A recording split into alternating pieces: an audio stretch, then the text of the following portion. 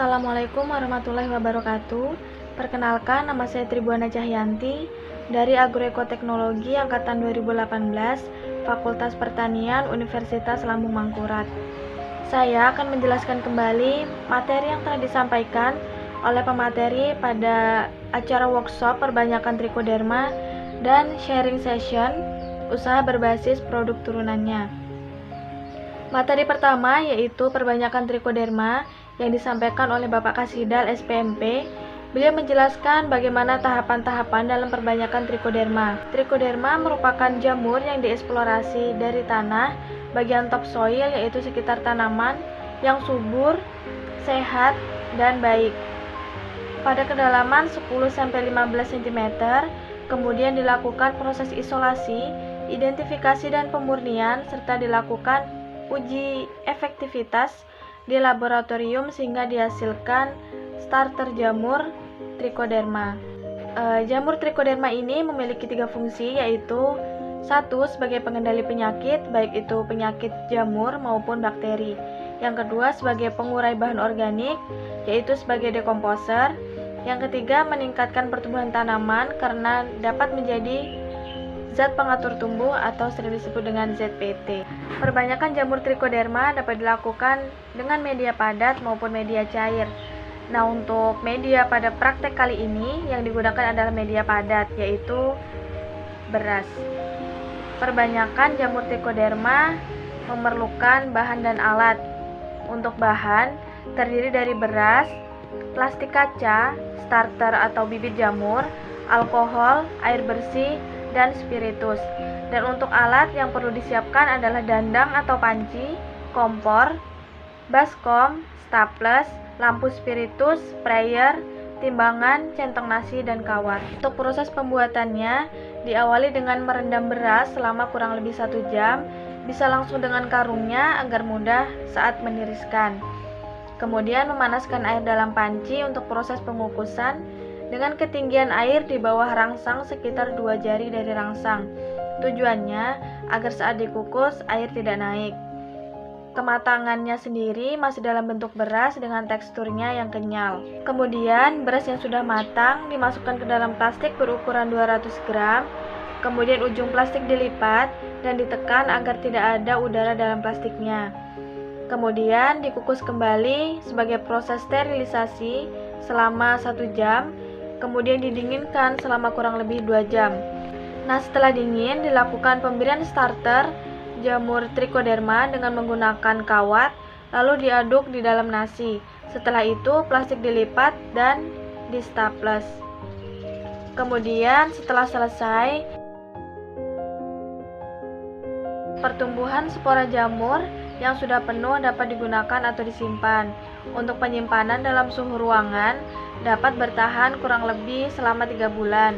Dan untuk penyimpanan dalam lemari es dapat bertahan lebih lama, kurang lebih selama 6 bulan. Jamur Trichoderma dapat dieksplorasi dengan cara sederhana dengan menggunakan bambu yang diberi beras atau nasi di dalamnya. Kemudian bambu diikat dan dikubur di dalam tanah atau di bawah rumpun bambu. Selain itu juga dapat menggunakan kelapa yang telah dibelah menjadi 2, kemudian dikubur dalam tanah yang banyak mengandung bahan organik. Materi yang kedua yaitu teknik pembuatan pupuk trikokompos, biaya pembuatan dan pemasarannya yang disampaikan oleh Bapak Insinyur Jumar MP.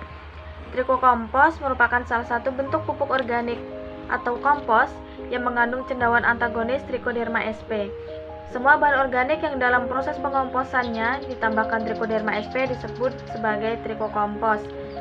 Trichoderma yang terkandung dalam kompos ini berfungsi sebagai dekomposer bahan organik dan pengendali OPT tular tanah. Sifat antagonis Trichoderma meliputi 3 tipe, yaitu yang pertama, Trichoderma menghasilkan sejumlah enzim ekstraseluler beta 1,3, glukonase dan kitinase yang dapat melarutkan dinding sel patogen. Yang kedua, beberapa anggota Trichoderma sp menghasilkan toksin trichodermin yang dapat menyerang dan menghancurkan propagule yang berisi spora-spora patogen di sekitarnya. Yang ketiga, jenis Trichoderma viridae menghasilkan antibiotik gliotoxin dan viridin yang dapat melindungi bibit tanaman dari serangan penyakit rebah kecambah. Proses pembuatan trikokompos memerlukan bahan-bahan yang harus disiapkan, yaitu jerami padi dan jagung yang sudah dicacah halus, kotoran ternak, dapat dari kotoran ternak ayam, sapi, dan kambing, kemudian dedak padi, tetes tebu atau gula merah, kapur pertanian, kemudian trikoderma. Alat yang diperlukan yaitu cangkul, sekop, terpal, gembor, dan ember. Kemudian siapkan pula tempat untuk processing. Lantainya harus dari tanah. Kemudian langkah pembuatannya, yang pertama, melarutkan trikoderma SP dalam air, tambahkan tetes tebu atau gula merah, kemudian diaduk hingga merata. Selanjutnya yaitu menumpuk bahan yang akan dikomposkan, kemudian diaduk hingga tercampur merata. Setelah itu, menyiramkan larutan trikoderma dengan gembor di atas tumpukan bahan, kemudian diaduk kembali hingga merata. Pastikan kandungan air tumpukan bahan sekitar 30-40%. Selanjutnya yaitu tutup tumpukan dengan karung atau terpal.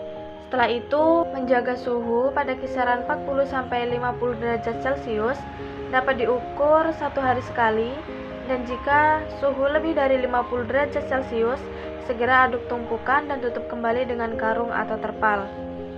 Biarkan proses dekomposisi atau fermentasi berlangsung selama 15-21 hari, dengan catatan tetap diaduk minimal 2 hari sekali. Jika suhu sudah berada pada kisaran 20-35 derajat Celcius, perubahan warna menjadi coklat kehitaman, dan tercium bau molase, dan biasanya mengalami penyusutan antara 20-30% dari berat awal, maka trikokompos telah jadi. Trikokompos siap digunakan atau ditangani lebih lanjut, baik itu akan dihaluskan atau digiling, setelah itu dikemas dan lain-lain.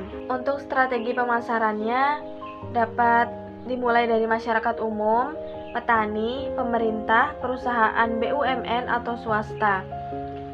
Langkah-langkah yang harus dilakukan yaitu menyiapkan produk yang menarik dan unggul, mengemas produk dengan baik, menguji coba produk pada tanaman dan melihat hasilnya, letakkan produk di tempat penjualan yang menarik atau baik, tawarkan produk pada user dengan baik. Tantangan pengembangan trikokompos yaitu pemasarannya masih sulit pada awal merintis pasar, belum menemukan akses bahan baku yang banyak, tidak atau belum menguasai teknologinya, dan tidak ada inovasi atau diversifikasi produk. Usaha pembuatan trikokompos ini sangat menjanjikan karena banyaknya manfaat dari bahan organik dan juga trikoderma itu sendiri. Tentunya juga sangat menguntungkan bagi pengusaha trikokompos ini karena modal yang digunakan masih terjangkau dan keuntungannya cukup besar.